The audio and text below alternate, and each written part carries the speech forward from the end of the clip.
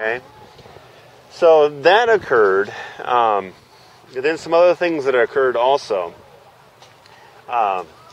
We donated my son's body to an organization called LifeShare, really nice. and where they get people's eyes and that kind of thing. Yeah. Well, we got a letter from an 18-year-old boy that thanked us for giving a donation. Yeah. He got my son's ligament in his arm. Wow. He got his ligament. He was a baseball pitcher, and he'd thrown out his arm pitching. So he got his ligament, and he said, "Thank you, because this gives me the opportunity to pitch again." Yeah. So he left his phone number at the bottom of the card and said, "Please call me." My wife did. She called him and got his voicemail and left him a voicemail and said, "We'd like to talk to him." Well, we didn't hear anything from him for months and months and months. See this guy right here? We know him. We've known him for a long time.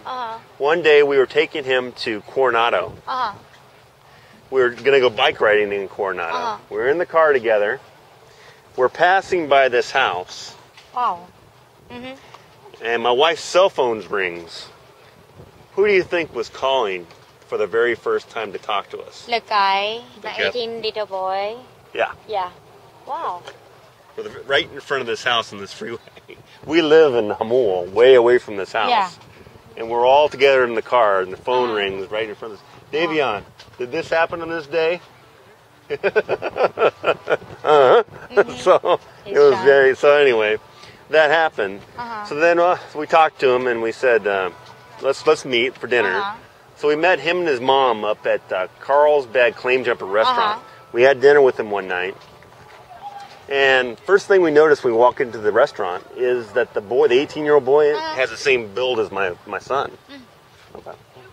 Didn't look the same, just kind of same height, same height and everything. I go, oh, okay. So I sit down with him. We started asking questions back and forth, and he asked us. He said, "What kind of car did Devin die? My son's name is Devin. What type of car did he die in?" And he said it was an Acura Integra. And the boy goes, "You're not going to believe this. I drive the same car." The same color, same model. Same car, yeah. I drive the same car. Yes. Oh my God. So that was one thing, and then we find out his parents are foster youth mentors. We take kids from the county and we take them out on the weekend and we go bike riding and we go camping and we do that type of thing with them. We've been doing this for many years. His parents, the 18-year-old boy, does that also. Wow. And then we find out his father's a child abuse judge. But do you think it's a coincidence or? Because everything sounds like, he's. Do I know for sure? It felt like God was involved in all this. Okay, do I know for sure? No, I can't prove it. All I can tell you, what I'm telling you is testimony about something that happened in my life. Something happened in her life to make her choose Christianity. Yeah. Whether it be a friend that talked to her about it or an experience that happened, but she chose to be a Christian. Yeah. We all have things that happen to our life. These are some things I'm telling you about as our testimony that we were Christians before this happened, but we became stronger Christians after it occurred, okay? It just did. Yeah. So the other thing that happened, which involves this boy right here going up on the green, I'll tell you that story. That's another story. We've been foster youth mentors for about 6 years, and when my son was alive, he helped us with kids. He showed them how to ride quads, and we went camping together and did everything together. We'd always talked about adopting a boy. Oh, sorry. So that's actually the boy we adopted. I'll finish that. So I'll get to that point. So after my son died, we got serious about it. We said, you know what? Let's go ahead and go down this road. Let's try, but we don't know anything about it. Let's try to find somebody that will tell us how to do it. So at our church, we were going to the Rock Church over here at the time in Point Loma, and that we knew of a lady. Her name was Lisa Walker. That we thought might know about adoption and can tell us how to do it. So we walked up to her one day and we said, Lisa, do you have any the details of how to do the adoption? She says, I do, but I don't have some of the information with me right now. Why don't I get your phone number and I'll call you back? Well, we didn't hear anything from her for months. Not a call, nothing. We were like, oh boy, okay. I guess we're not going to hear about it. Maybe that's just God's way of telling us that we don't need to go any further with this. So The last place we saw my son alive was at the Olive Garden restaurant in Grossmont Center. Where is that? It's in La Mesa. Oh, okay, La Mesa. In La Mesa. It's a place to eat dinner there. And my family had gone there many times to have dinner. Well, that's the last place we saw him alive. My wife was going to a convention in Long Beach, and he was in his new car at that time, and she said goodbye, and that's the last time we saw him alive. Well, after he died, we were reluctant to go back to the restaurant and have dinner because of the memories, you know. We didn't want to go back. But one night we decided, you know what, let's go back to have dinner there. We did. Had dinner. About 7 o'clock at night, we left the restaurant. In almost the same exact spot, we said goodbye to my son in the parking lot. My wife's cell phone rings.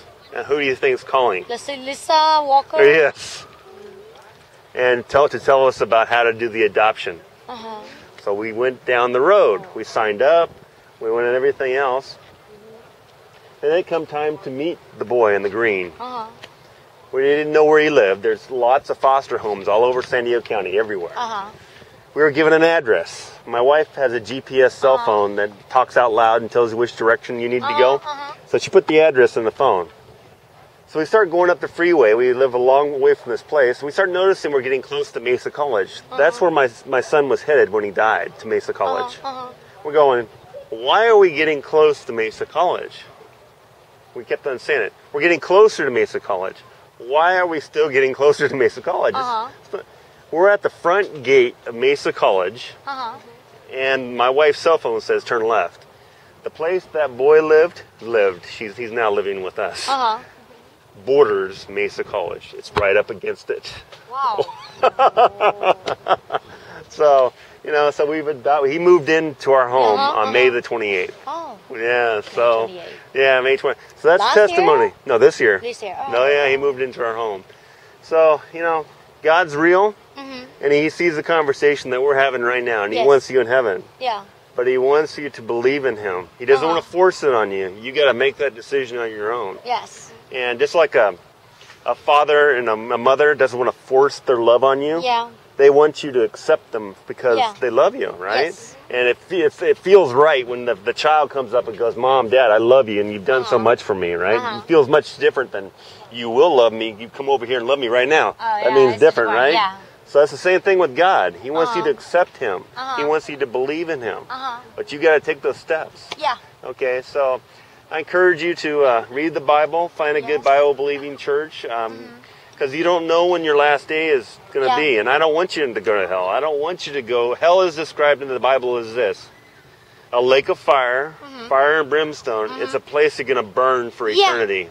And if today or next week you got in a car and you got in a car accident, and she knew that you hadn't accepted Christ yet, and she has, that would, because I'm probably never going to see you again, but she is. Yeah. Okay, and if you got in an accident and died, she would be thinking to herself, she never accepted Christ into her life. She's going, I know where she's going. Yeah. And that would leave her the rest of her life thinking, I knew, and I couldn't get her convinced to accept the things that I believed, and I accept Jesus into his life to get her sins forgiven. Because we've all sinned. We've all done things wrong. We need it wiped away so we can go to heaven. Well, if you don't get a Bible, we're giving up free Bibles right over here, right up the steps over here on the left. There's a table set up. Actually, I got you, remember? Yeah, if you don't. In the beginning, I was going to study English. That's why I just get a Bible. You're good. I was like, yeah. Break it out. Yeah. Break it out. Okay, break it out. Yeah. All right.